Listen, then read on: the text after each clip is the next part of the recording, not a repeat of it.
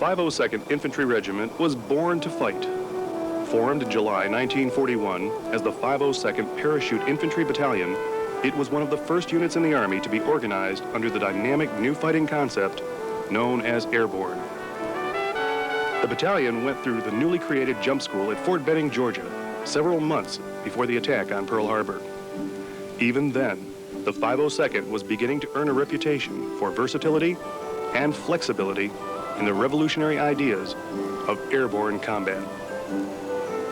In March 1942, the 502nd Parachute Infantry Battalion was redesignated the 502nd Parachute Infantry Regiment, the 2nd Airborne Regiment in the United States Army. In August of that year, the unit joined the brand new 101st Airborne Division. It was also that month that Major General William C. Lee, the first commander of the 101st, told his troops, "The 101st has no history, but a rendezvous with destiny." Whatever new ground the division was breaking, the O Deuce, as the regiment was christened, was always in the forefront of the effort. As a symbol of its airborne spirit, the new unit adopted the skull and batwing Widowmaker patch that is still used today. While in England training for the invasion of Europe, the 502nd received visits from English Prime Minister Winston Churchill and General Eisenhower. 502nd troops honed their skills to razor sharpness in preparation for their baptism of fire. The first true test of the division and the 502nd was on the beaches and hedgerows of Normandy.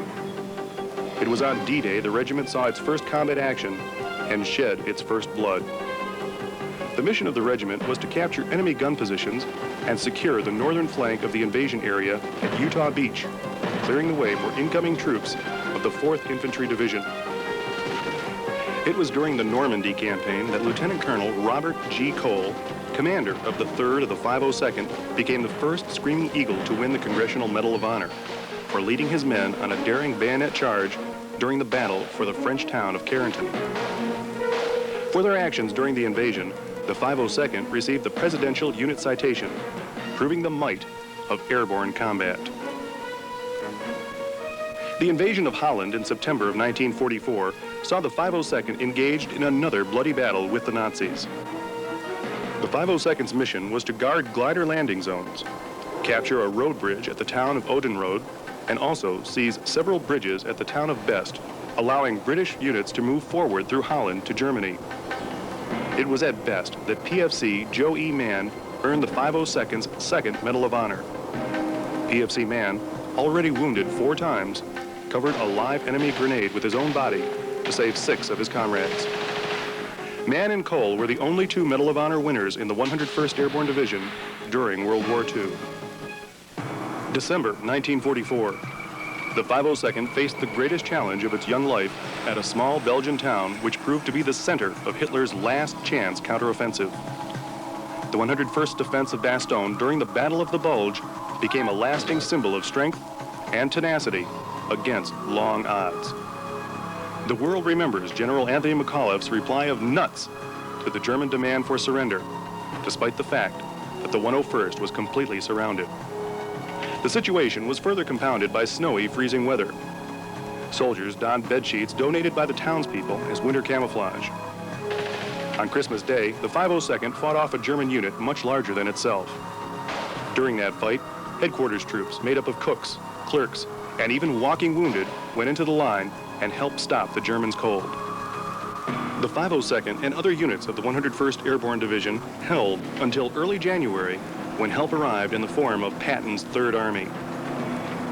The fierce and triumphant stand at Bastogne secured a place in history for the Screaming Eagles and the 502nd Infantry.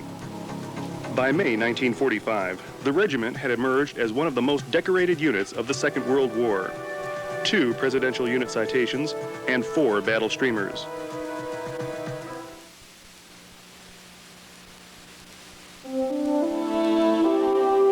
Although several 502nd battalions remained on active duty, there was no regimental continuity until 1984. At that time, the 2nd Brigade of the 101st Airborne Division became home of the 1st Strike Battalion, the Strike Force Battalion, and the Strike and Kill Battalion.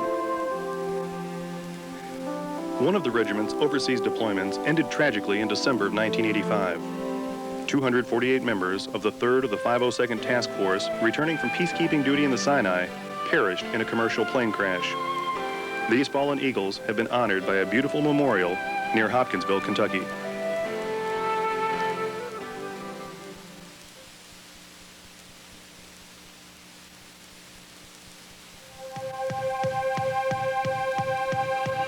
Another call to defend freedom came on 10 August 1990, when the 502nd and 2nd Brigade were alerted to prepare for departure to the Persian Gulf. The 502nd was deployed in a series of blocking positions along the main roadways leading into the King Fahd International Airport. Their mission was to stop enemy forces from entering the regions along the high-speed avenues of approach from the north. On 22 February 1991, the 1st of the 502nd was attached to the 1st Brigade of the 101st in support of the ground offensive into Iraq. 2 days later, the ground war began. Excellent. The 502nd moved by ground convoy to Forward Operating Base Cobra. Once on FOB Cobra, the 502nd continued to plan for the execution of their upcoming air assault deep into Iraq. The 502nd thrust eastward 93 miles via air assault into Objective Tim to secure Forward Operating Base Viper. The 502nd and 2nd Brigade continued to maintain a defensive position around FOB Viper until the ceasefire was declared. 1 month later, victorious 502nd soldiers returned to Fort Campbell as part of the initial group of units that were redeployed from war-torn Iraq.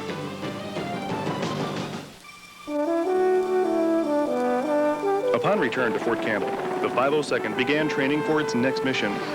This training, whether at Fort Polk, Louisiana, Fort Irwin, California, or the Back 40 of Fort Campbell, is the cornerstone of all future operations.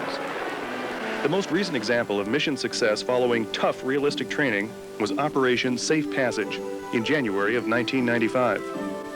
The Strike Brigade Task Force deployed to Panama to assist in safely transporting over 7,000 Cuban migrants from safe haven camps to the aerial port of debarkation at Howard Air Force Base. This mission was a great success. All Cuban migrants were moved on time without incident.